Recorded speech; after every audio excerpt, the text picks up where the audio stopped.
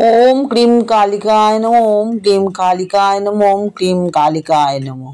सर्वमंगल मंगल्ये शिवे सर्वत्र साधिके शरण्ये त्र्यंबके गौरी नारायणी नमस्तुते। কৌশিকী অমাবস্যার নামকরণের নেপথ্যে কি কাহিনী আছে জানেন? কে এই কৌশিকী দেবী? যেহেতু কৌশিকী অমাবস্যা আজকে অবধি আমরা পালন করলাম, তো কৌশিকী অমাবস্যায় মা যে কৌশিকী হয়েছিলেন সে এর নেপথ্যে যে কাহিনী আছে সেটাই আমি আজকে আপনাদের সাথে শেয়ার করব। খুব ভালো লাগবে বন্ধুরা, থাকুন, স্কিপ করবেন না, তাহলে বুঝতে পারবেন না এর রহস্য। তা শুরু করার আগে বলবো, নতুন হয়ে থাকলে অবশ্যই আমার চ্যানেলটা সাবস্ক্রিপশন করে পাশে থাকুন, সকলের সাথে শেয়ার করুন, লাইক ও কমেন্ট করবেন, আমাকে জানাবেন কেমন লাগছে ভিডিওগুলো, একটু জানালে আমি আনন্দ পাবো। তো চলুন আমি আজকে সোজা চলে যাই মূল বিষয়ে। কৌশিকী অমাবস্যা কেন এত বিশেষ বলে মনে করা হয়? দেবী কৌশিকী কে ছিলেন? কিভাবে তার উৎপত্তি? সেটাই আজকে আপনাদের সাথে আমি শেয়ার করব। এই কৌশিকী অমাবস্যা হিন্দু ধর্মে খুবই বিশেষ। এই দিনে তারাপীঠে মায়ের বিশেষভাবে পুজো করা হয়। তিথি এবং মাহাত্ম্যের জন্য এই অমাবস্যা এতটাই বিশেষ আমাদের কাছে। জানেন কি বন্ধুরা, এই অমাবস্যাকে তারারাত্রি বলা হয়। এই অমাবস্যা রাত্রির মুহূর্তের জন্য স্বর্গ এবং মর্ত্যের দ্বার খুলে যায়। সাধকদের জন্য কিন্তু এই অমাবস্যা খুবই বিশেষ। সিদ্ধি লাভ করার জন্য তারা গুপ্ত সাধনার জন্য এই তিথিকে বেছে নেয় এবং ওনাদের কাছে এই তিথি ভীষণই ফলদায়ী। এই অমাবস্যার পিছনে যে পৌরাণিক কাহিনী আছে সেটা তো আমি আগেও বলেছি। কৌশিকী হলেন আদিশক্তি মহামায়ার অন্যতম রূপ। দুই অসুর শম্ভু নিঃশম্ভুর অত্যাচারে যখন পৃথিবী বিপর্যস্ত, তখন মা আবির্ভূত হয়েছিলেন কৌশিকী রূপে। এই রাত্রিকে তারানিশি বলা হয়। এই তিথিতে মায়ের বিশেষভাবে পুজো করা হয়। দ্বারকা নদীতে ডুব দিয়ে যদি স্নান করা যায় বলা হয় মোক্ষ লাভ হয়।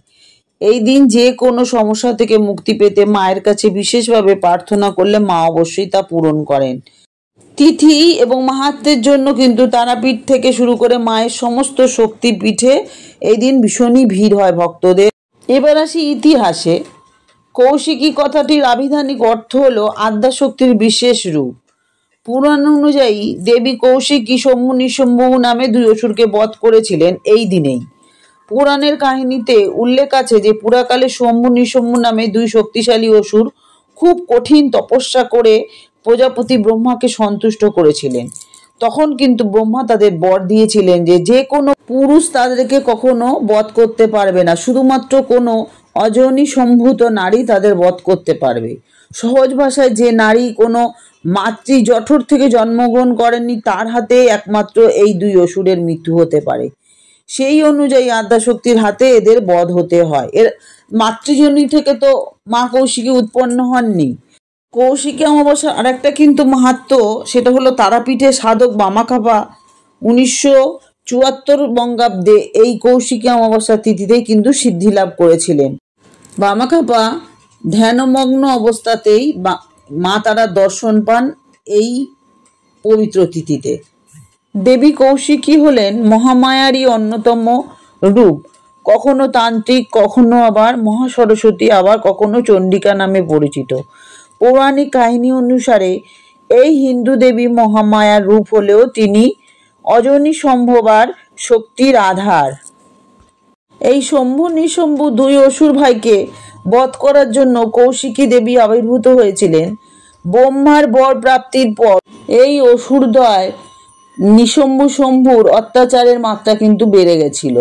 শম্ভু নিঃশম্ভুর অত্যাচারে ত্রিলোক অশান্ত হয়ে পড়ে। অত্যাচারে অতিষ্ঠ হয়ে ভীত হয়ে দেবতারা অশুভ শক্তির বিনাশ এবং ত্রিলোকে শান্তি স্থাপনের জন্য দেবী পার্বতী শরণাপন্ন হয়েছিলেন। দেবী পার্বতী অশুভ শক্তি বিনাশের উদ্দেশ্যে নিজের দেহকোষ থেকে সৃষ্টি করেন ভয়ঙ্কর দেবী এই কৌশিকীকে। দেবীর এই ঘন কালো মেঘবরণের মতো আবরণ ও দেহকোষ যখন মানস সরোবরে উদ্বুদ্ধ হয়, তখন দেবীর সৌন্দর্য আলোক সমান হয়ে ওঠে। এই অমাবস্যা তিথিতে দেবী কৌশিকী অশুভ শক্তির নাশ করে শুভ শক্তি প্রতিস্থাপন করেছিলেন। বলা হয় তন্ত্র সাধনের ক্ষেত্রে এই কৌশিকী অমাবস্যা কিন্তু ভীষণই গুরুত্বপূর্ণ তান্ত্রিকদের কাছে আর কি। অন্যদিকে লক্ষ্মীতন্ত্রে জানা যায় ইন্দ্রকে দেবী লক্ষ্মী জানিয়েছিলেন তিনিই হলেন সেই শক্তি যিনি গৌরী থেকে কৌশিকী রূপ ধারণ করেছিলেন। তিনি অসুর এই ভাতৃদ্বয়কে বধ করেছিলেন, তাই এই দিনে কিন্তু লক্ষ্মী দেবীরও পুজো করা হয়। স্কন্দ পুরাণে দেবী কৌশিকীর বর্ণনা রয়েছে। দেবী মাহাত্ম্যেও উল্লেখ আছে, মহাদেবী মহামায়ার ত্বক বা আবরণ থেকে ঘন নিশি কৌশিকীর রূপ ধারণ করেছিলেন। অন্ধকারের দেবী শরীরে সৃষ্টি হয় আদ্যাশক্তি, রূপ নেন কৌশিকী রূপ। কালিকা রূপ নিয়ে বধ করেছিলেন দুই অসুরকেই। তাহলে কৌশিকী মায়ের যে আবির্ভাব কিভাবে হয়েছে সেটা আমরা জানলাম। এবার এই কৌশিকী অমাবস্যা অন্য অমাবস্যার থেকে কেন আলাদা সেটা একটু জেনে নিই আমরা। তন্ত্রমতে এবং শাস্ত্রমতে ভাদ্র মাসের এই তিথিটি একটি বিশেষই আমাদের কাছে, কারণ অনেক কঠিন ও গুহ্য সাধনার এই দিনে আশাতীত ফল মেলে।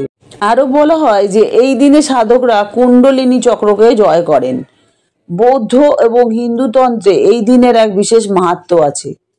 তন্ত্রমতে এই রাত্রিকে তারারাত্রি বলা হয়, আমি আগেও বললাম এটা। এই রাতের কিন্তু একটা বিশেষ মুহূর্ত, যেটা স্বর্গ নরকের মাঝের দুয়ার উন্মুক্ত হয়। সেই সময় কিন্তু সাধকরা নিজের ইচ্ছের মতো ধ্বংসাত্মক অথবা ঋণাত্মক শক্তি নিজের সাধনার মধ্যে আত্মস্থ করেন এবং সিদ্ধি লাভ করে থাকেন। শাস্ত্রমতে তো বটেই, ঐতিহাসিক তাৎপর্য হিসাবেও এর গুরুত্ব অপরিসীম। সেই কারণেই তন্ত্র সাধনার মাধ্যমে সিদ্ধি লাভ করার প্রয়াসে এই অমাবস্যাকেই কিন্তু বেছে নেন সাধু সন্ন্যাসীরা। সাধারণত শাক্ত বাঙালিদের কাছে কালী কিন্তু অত্যন্ত অপরিহার্য এবং খুব কাছের দেবী আমাদের। আমরা জানি যে কালীর বিভিন্ন রূপ, তাই কালীর প্রতিটি রূপকেই আমরা বিশেষভাবে আরাধনা করি। ভাদ্র মাসের প্রথম অমাবস্যাকেই কৌশিকী অমাবস্যা বলা হয়। রয়েছে পৌরাণিক তত্ত্ব এই কাহিনী, এবং আমরা জানি যে এই নিশিকে তারা নিশিও বলা যায়। সনাতন ধর্মে বিশ্বাস করা হয় যে কৌশিকী অমাবস্যা তিথিতে বিশেষ পুজো এবং রীতি মেনে যদি দ্বারকা নদীতে স্নান করা যায় বা ডুব দেওয়া যায়, তাহলে কিন্তু মোক্ষ লাভ করা সম্ভব হয়। এমনকি কুম্ভমেলায় সিদ্ধি লাভের সমান পুণ্য পাওয়া যায়, এটাও বলা যায়।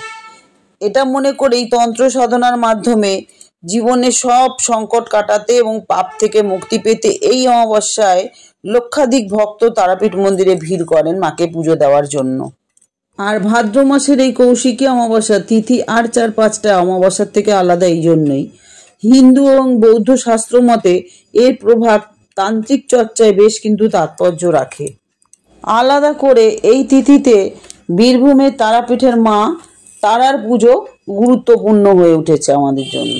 ভক্তি এবং নিষ্ঠা সহকারে যদি পুজো করা যায় এই দিনে, তাহলে বিশেষ ফল পাওয়া যায়। বিশ্বাস করা হয় যে এই দিনে বা এই তিথিতে স্বর্গ নরকের দরজা ক্ষণিকের জন্য খুলে যায়, যা সাধকদের জন্য গুপ্ত এবং কঠিন সাধনা সম্পন্ন করার পক্ষে উপযুক্ত সময় হিসাবে এটাকে ধরা হয়। ভক্তদের বিশ্বাস অনুযায়ী এই দিনেই সাধক বামাখ্যাপা তারাপীঠে সিদ্ধিলাভ করেছিলেন, তাই তারাপীঠে এই দিন মহা ধুমধামে পুজো করা হয়। এই দিন একান্ত মনে মায়ের পুজো দিতে পারলে দীর্ঘদিনের ইচ্ছে পূরণ হয়। অনেক দিন যেটা হচ্ছে না সেটা কিন্তু এই সময় পুজো করলে হয়ে যায়। আর প্রচলিত বিশ্বাস অনুযায়ী এই তিথিতে বিশেষ পুজো করে দ্বারকা নদীতে স্নান করলে জীবনের সব পাপ থেকে মুক্তি লাভ করা যায়।